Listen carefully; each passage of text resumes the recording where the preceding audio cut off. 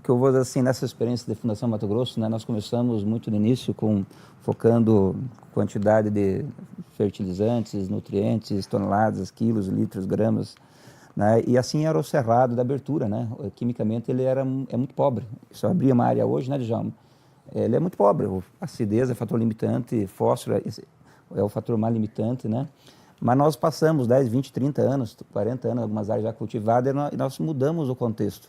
Nós temos, em boa parte da área, um sistema diferente do sistema que nós estamos acostumados, sempre pensamos a fertilidade do solo do ponto de vista químico. Só que hoje a capacidade do solo produzir, né, como diz a Margarete lá do Rio Grande do Sul, né, é a capacidade do solo produzir. Hoje nós temos outros fatores que condicionam a capacidade do solo produzir. E o sistema de produção é um fator, acho que o mais adotado ao longo do tempo, a qualidade desse sistema de produção é o fator que está mais interferindo. E eu, depois deixo uma pergunta, não sei se dá tempo ou não, né? Mas hoje, em área já com a fertilidade química corrigida, né? Vou perguntar para a Hudson e para o Djalma, né? Qual que é o fator principal em que interfere na capacidade do solo produzir? É a quantidade de nutrientes, aquele resultado da análise de solo, ou tem um jogador novo aí?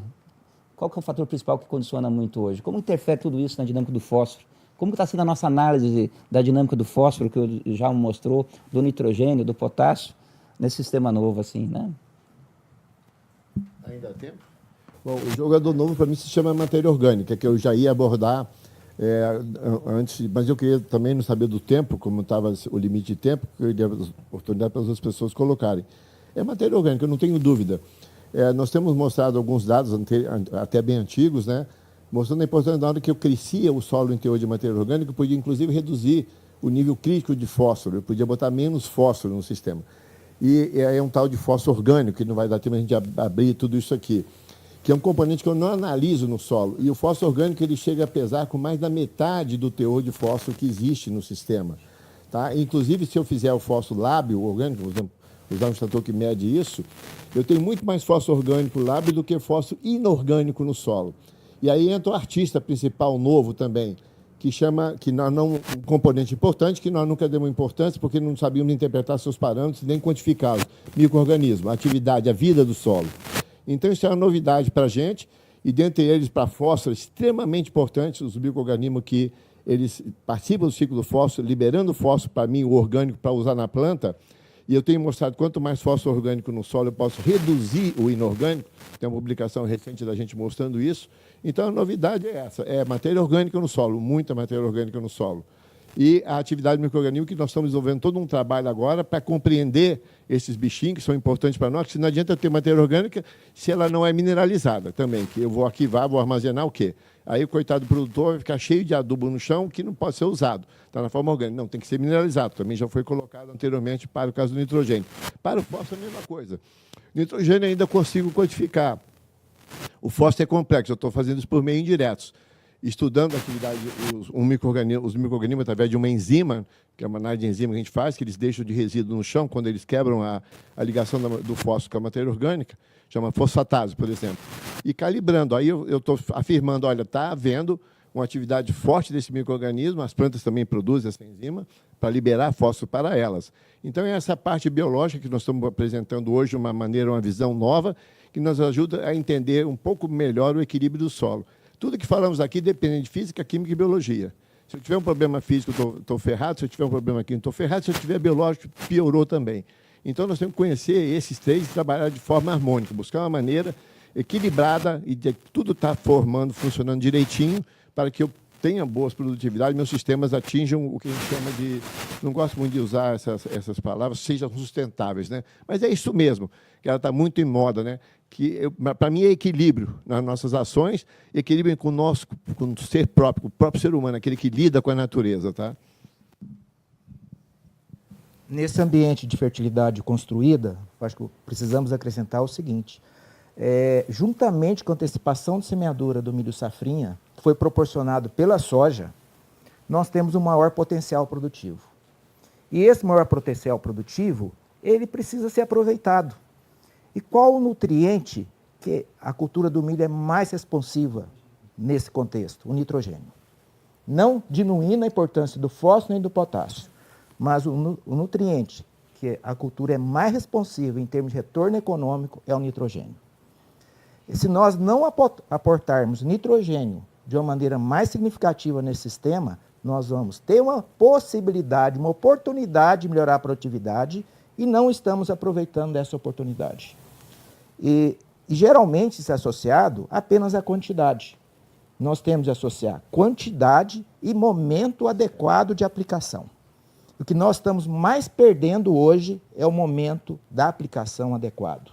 Estamos aplicando tardiamente. Por isso eu insisto no conceito, adubação de semeadura a lanço. Visto que a maioria das propriedades, nesse novo ambiente, muito bem caracterizado pelo Djalma, caracterizado pelo Leandro, nós temos uma condição hoje muito melhor do que há 20 anos atrás. Vamos aproveitar essa oportunidade, investir em momento adequado de aplicação, em doses compatíveis com esse potencial produtivo que nós temos em mãos. Oi, só aproveitando a sua pergunta, de modo geral, no milho segunda safra, né, nós aplicamos uma quantidade de nitrogênio muitas vezes igual ao exportado ou inferior, né? Principalmente quando a primeira época de plantio, quando o teto produtivo é maior. Então, e muitas vezes aplicamos com eficiência questionável, em termos de uniformidade e também perdas por volatilização, né? Então, uma coisa que me preocupa no sistema soja-milho, não sei se as pessoas já se perceberam, é a quantidade de nitrogênio ao final do ano agrícola que nós estamos tirando do sistema, né? E pouco se discute sobre como melhorar a eficiência do uso do nitrogênio no milho, segunda safra.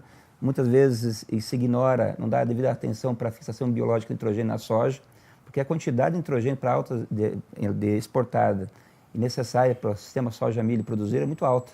Então, nós estamos num sistema extremamente esgotando também nitrogênio. E muitas poucas vezes não se fala de como conseguir melhorar a eficiência desse nitrogênio, né? E se vocês pegarem soja-milho, por exemplo, exporta quase para uma produtividade de 60 sacos de soja e 140 sacos de milho, exporta a mesma quantidade de nitrogênio que uma lavoura de algodão de 60 sacos de soja e 300 arrobas de algodão, que é comum no Mato Grosso. Porém, a abordagem é totalmente diferente. E o milho, muitas vezes, passa como sendo o vilão. Mas ele não é o vilão, e sim a abordagem que nós damos para a nossa estratégia de adubação. Bom, eu queria dar duas informações, aí a informação só rápida mesmo. Por exemplo, o milho, a importância que milho assumiu na nossa região. E no Brasil, essa cultura tem assumido importância, porque está sendo melhor remunerada, que isso é importante, que não adianta se eu não tiver remuneração, para que eu vou produzir, por que eu vou fazer bem. Então, o produtor precisa, ele é uma empresa. Então, o milho hoje, para mim, o milho safrinha, a produtividade dele, para vocês terem noção, num intervalo muito curto no meu país, ele é igual à produtividade do milho safra. Veja que coisa interessante. Sendo que o potencial de milho safra é na faixa de 15 toneladas por hectare, e o de milho safrinha na faixa de 10, podemos chegar até 12 toneladas por hectare. Então, eu me aproximo. E aí, o que é a média do meu país de milho safrinha? Na faixa de 5,6. Eu me aproximo muito mais do que eu tenho de potencial com o milho safrinha. Veja que espetáculo. E olha só, 70% do milho safrinha, agora eu vou puxar para a minha região, é produzido pela nossa região de Cerrados, cara. Isso que é uma coisa espetacular que eu vejo, o que tivemos que fazer para dar essa oportunidade à nossa região de ter essa possibilidade. 70% do milho safrinha no meu país é produzido por nós, tá? E hoje, você vê, o milho safrinha daqui a pouco, eu estou já querendo mudar o nome, é milho safra também, é uma safra, né? Ele vai se tornar mais importante, olha, já é para mim, do que o próprio milho safra que a gente tem, tá? Então, vê que bonito que é essa parte de desenvolver as tecnologias, a gente fazendo a coisa correta, que nós damos de possibilidade para a nossa agricultura.